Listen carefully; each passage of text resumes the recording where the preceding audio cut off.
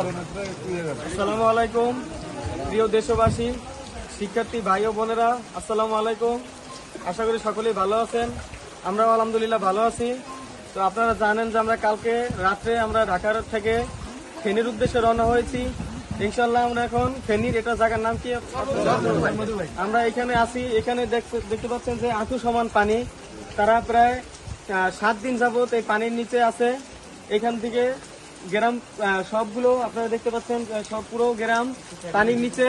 তারা 7 দিন যাবত শুকনা খাবার এবং আরো আমাদের আগে অনেক টিম তাদেরকে সাহায্য করে গেছে। আলহামদুলিল্লাহ আমরা আজকে এসেছি। 7 দিন আপনারা 7 দিন যাবত পানির নিচে আছেন নাকি?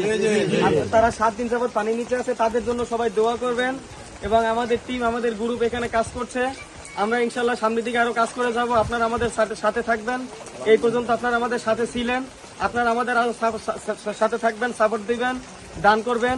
আপনাদের দানের উসিলায় এবং আপনাদের সাথে থাকার কারণে আমরা এত দূরে আসতে পেরেছি। ইনশাল্লাহ আপনারা আরো সামনের দিকে থাকবেন। আপনারা সবাই তাদের জন্য দোয়া করবেন। এখানে অনেক মানুষ আছে, তাদের টাকা পয়সা অনেক আছে, অনেক টাকা পয়সা আছে, কিন্তু টাকা পয়সা আপাতত কোনো কাজে লাগতেছে না। এই জায়গায় এখন সবাই অসহায়।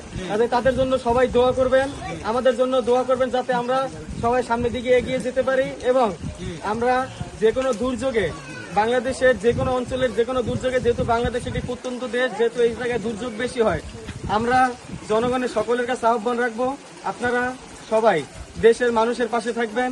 ধর্ম বর্ণ নির্বিশেষে সবাই তাদের পাশে দাঁড়াবেন। কোনো বৈষম্য থাকবে না। আমরা চাই আমাদের দেশ একটি বৈষম্যহীন এবং সুশৃঙ্খল সমৃদ্ধ রাষ্ট্র হিসাবে আমাদের দেশকে গড়ে তুলতে। আপনারা সবাই আমাদের সাথে থাকবেন, সকলে দোয়া করবেন। আসসালামু আলাইকুম ওয়া রাহমাতুল্লাহি ওয়া বারাকাতুহু।